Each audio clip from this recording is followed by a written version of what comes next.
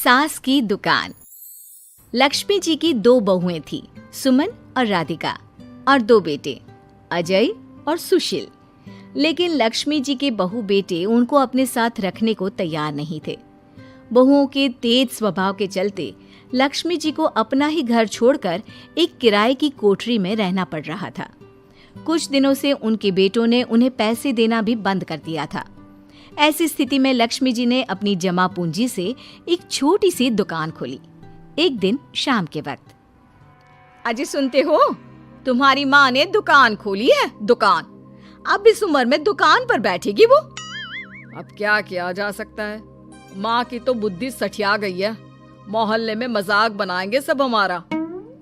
अरे जेठ जी, इसमें परेशानी क्या है अगर सासू माँ ने दुकान खोली है? हाँ, राधिका ठीक तो कह रही है। अपनी दुकान पर बैठी रहेगी, कम से कम हमें परेशान तो नहीं करेंगी। हाँ, वैसे बात तो ठीक है। खुद के 2 पैसे कमाएंगी तो कभी कभार हमें जो खर्चा देना पड़ता है ना, वो भी देने से बच जाएंगे हम लोग। फिर किस बात की परेशानी, खोलने दो माँ को दुकान, हमें क्या। वैसे भी अपनी कोठरी में चुपचाप रह रही है ना, चाहे दुकान खोले या मॉल बनाए, हमें उससे क्या लेना देना। अगले दिन सुमन अपनी सास की दुकान पर पहुंचती है। सासू माँ, आपकी दुकान में शक्कर है क्या? शक्कर जरा 1 किलो दे दीजिएगा। हाँ हाँ बहू, है ना, लो बेटा, 1 किलो क्यों, 2 किलो ले जाओ। सोच लो सासू माँ, घाटा हो जाएगा आपको, पैसे नहीं देने वाली मैं। देखो सुमन, ये मेरी दुकान है और यहाँ पर जो भी कोई सामान खरीदने आता है उसे पैसे तो देने ही पड़ते हैं। अरे सासू माँ, ऐसा क्यों कर रही आप?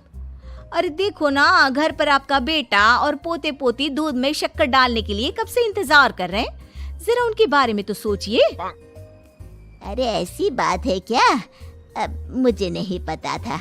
बहू एक काम करो, वैसे भी पहली बार आई हो ना, ये शक्कर तुम ऐसे ही ले जाओ, पैसे देने की जरूरत नहीं है। अगले दिन राधिका भी अपनी सास की दुकान पर पहुंचती है। प्रणाम सासू माँ, कैसी चल रही है आपकी दुकान? बस बेटा, जैसे तैसे करके काम चला रही हूँ। तुम बताओ, घर में सब राजी खुशी है ना? हाँ हाँ मम्मी जी, सब कुछ ठीक ठाक है। बताओ राधिका बहू, कैसे आना हुआ? कुछ काम था क्या? वो ना मम्मी जी, मुझे जरा 5 किलो आटा चाहिए था। मेरे पैर में ना बहुत दर्द है, इसलिए बाजार तक जाने में ना तकलीफ हो रही थी। घर पर बच्चे भूखे बैठे हैं, सोचा आपसे ही ले लेती हूँ। हाँ हाँ, क्यों नहीं बेटा, ये लो 5 किलो आटा ले जाओ। हाँ, लेकिन मम्मी जी, आपने जिठानी जी को शक्कर फ्री में दी थी, तो मुझसे भी पैसे तो नहीं लेंगी ना? हाँ, अच्छा ठीक है बेटा, कोई बात नहीं, तुम ऐसे ही ले जाओ, बच्चों से क्या पैसे लेना। कुछ दिनों के बाद लक्ष्मी का बेटा अजय दुकान पर पहुंचता है।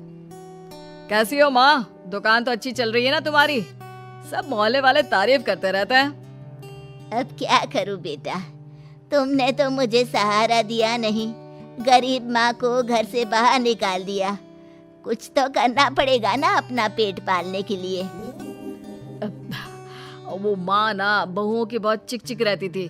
अब देखो कितनी अच्छी जिंदगी है तुम्हारी, खुद कमाती हो, खुद खर्च करती हो, इससे अच्छी भला कोई जिंदगी हो सकती है क्या? हाँ बेटा, दिल को बहलाने के लिए तुम्हारी ये बात भी सही है, लेकिन कोई बात नहीं बेटा, मैं खुश हूँ।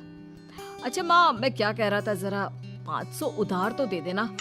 कमाल की बात है बेटा, तुम मुझसे पैसे उधार मांग रहे हो? तुम्हारे पास पैसों की क्या कमी है? अरे माँ, इस महीने की तनख्वाह नहीं आई और आप तो अपनी बहू को जानती है ना, उसे शॉपिंग करनी है, जल्दी वापस लौटा दूंगा माँ। ठीक है बेटा, ये लो 500 रुपए, लेकिन देखो कुछ दिनों में वापस दे देना, मुझे अपनी दुकान के लिए माल भी तो खरीदना है। हाँ हाँ ठीक है माँ, जल्दी पैसे लौटा दूंगा। बहुत दिनों तक अजय अपनी माँ लक्ष्मी के पैसे वापस नहीं देता और सुमन और राधिका बार बार किसी न किसी बहाने से अपनी सास लक्ष्मी की दुकान से बिना पैसे दिए खूब सारा सामान ले आती है, जिसकी वजह से लक्ष्मी को अपनी दुकान में बहुत घाटा होता है। फिर एक दिन जब राधिका सामान लेने के लिए लक्ष्मी की दुकान पर पहुंचती है, सासू माँ, जरा वो 1 किलो दाल तो देना। नहीं बहू, अब मैं तुम्हें या सुमन को कोई सामान फ्री में नहीं देने वाली। तुम लोगों ने कभी कोई मदद नहीं की मेरी, उल्टा मेरी दुकान से फ्री का सामान ले जाकर मुझे मुश्किल में डाल दिया है। लेकिन मम्मी जी, हम तो आपके बच्चे हैं ना। अगर इतना ही मेरे बच्चे हो तो फिर मुझे घर से बाहर क्यों निकाल दिया? देख बहू, अब मैं तुम्हें 1 रुपए का सामान भी फ्री में नहीं दूंगी। और जाकर सुमन को भी कह देना, आए दिन तुम्हारा पति मुझसे उधार ले जाता है और वापस भी नहीं लौट आता। राधिका गुस्से में घर वापस आती है। घर आने के बाद, क्या हुआ राधिका, बहुत गुस्से में लग रही हो तुम? सासू माँ की दुकान पर गई थी ना? सासू माँ का तो कुछ करना पड़ेगा, जब से ये दुकान खोलकर बैठी है। अक्कड़ तो देखो उनकी। अरे लेकिन हुआ क्या है? होना क्या है, दाल लेने गई थी, मुझे 4 बातें सुनाकर उल्टा भेज दिया, कुछ दिया भी नहीं। ये तो सासू माँ ने ठीक नहीं किया। देखो मेरे पास ना एक बहुत अच्छा प्लान है। कैसा प्लान भाभी? हम अपनी सासू माँ की दुकान में किसी चोर से कहकर चोरी करवा देते हैं और सारा सामान अपने घर मंगवा लेंगे। उसके बाद हमारे पास फ्री में सामान भी आ जाएगा और सासू माँ की अकल भी ठिकाने आ जाएगी। ठीक है भाभी, मैं आपका पूरा साथ दूंगी। आप जल्दी से ये काम करवा दीजिए। और 2 दिनों के बाद सुमन और राधिका एक चोर से मिलकर लक्ष्मी की दुकान में चोरी करवा देते हैं।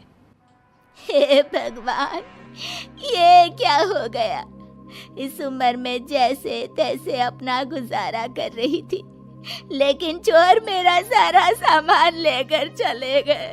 अब क्या होगा? तभी वहां पर राधिका और सुमन पहुंच जाती है। क्या हुआ सासू माँ, बहुत दुखी लग रही हैं आप। अरे क्या बताऊं, मेरी दुकान का सारा माल चोरी हो गया। अब अगर आप अपने ही बहू बेटी को सामान नहीं देंगी तो ऐसा तो होगा ना सासू माँ। अब राधिका की बात सुनकर लक्ष्मी को यकीन हो जाता है कि इस चोरी के पीछे कहीं न कहीं उसकी दोनों बहुओं का ही हाथ है। लक्ष्मी एक प्लान बनाती है। पैसे उधार लेकर अपनी दुकान में फिर से खूब सारा सामान ले आती है। अरे भाभी, देखा आपने, सासू माँ की दुकान तो फिर से सामान से भर गई है। हाँ वही तो, मैं तो सोच रही थी कि एक बार में उनकी अकल ठिकाने आ जाएगी, पर लगता है फिर से कुछ करना पड़ेगा। लेकिन अब हम क्या कर सकते हैं? अरे वही जो हमने पहले किया था। इसका मतलब फिर से चोरी करवाएंगे? हाँ, उसके बिना हमारा काम कैसे चलेगा? और इस बार चोरी करने हम दोनों चलेंगे, कुछ नहीं छोड़ेंगे उनकी दुकान में। सुमन और राधिका दोनों मिलकर लक्ष्मी की दुकान में चोरी कर लेती हैं और सारा सामान चुपचाप अपने घर के स्टोर में लाकर रख देते हैं। लेकिन सुबह होते ही लक्ष्मी पुलिस लेकर सुमन और राधिका के घर पहुंच जाती है। इंस्पेक्टर साहब, मेरी इन दोनों बहुओं ने ही घर में चोरी की है। अरे ना ना इंस्पेक्टर साहब, ये हम पर झूठा इल्जाम लगा रही हैं। अरे हम क्यों इनकी दुकान में चोरी करने लगे? माँ, आपको शर्म नहीं आती अपनी बहू पर झूठा इल्जाम लगाते हुए? हाँ माँ, हम आपके बेटे हैं और ये आपकी बहुएं हैं, आप ऐसा कैसे कर सकती हैं? लक्ष्मी जी, क्या आपके पास कोई सबूत है? अरे इंस्पेक्टर साहब, आप इनकी बातों में मत आइए। ये हमारी माँ है और इनकी दिमागी हालत ठीक नहीं है, इसीलिए तो हमसे अलग रहती हैं। इंस्पेक्टर साहब, मेरी दिमागी हालत बिल्कुल ठीक है और मेरे पास इन दोनों के खिलाफ बहुत बड़ा सबूत है। बताइए, क्या सबूत है आपके पास? आप जरा मेरी दोनों बहुओं के हाथ पानी से धुलवा दो, फिर सब कुछ साफ साफ पता चल जाएगा। अरे हाथ पानी से धोने से क्या होगा माँ? आप दोनों मेरे सामने अपने हाथों पर पानी डालिए। जैसे ही राधिका और सुमन अपने हाथ पानी में डालती हैं, उनके हाथों का रंग लाल हो जाता है और ये देखकर सब लोग हैरान रह जाते हैं। अरे ये क्या, तुम्हारे हाथों का रंग अचानक से लाल कैसे हो गया? क्योंकि मैंने अपनी दुकान के सारे सामान पर एक तरह का केमिकल लगा कर रखा था। मुझे पता था जो भी चोरी करने आएगा वो सामान को अपने हाथों से उठाएगा और उसके हाथों पर रंग लग जाएगा। अरे माँ, आप तो बहुत चालाक निकली। इसे चालाक नहीं बेटा, बुद्धिमान कहते हैं। और जिसके तुम्हारे जैसे बहू बेटे हो उसे थोड़ा बहुत तो अपनी अकल से काम लेना ही पड़ता है ना। शर्म नहीं आती आप लोगों को अपनी ही माँ को परेशान करते हुए? हमें माफ कर दीजिए सासू माँ, हम आइंदा ऐसी गलती कभी नहीं करेंगे। और हाँ, आपको अपने साथ रखेंगे, आपकी सेवा करेंगे और पूरी इज्जत भी देंगे। हमें माफ कर दीजिए।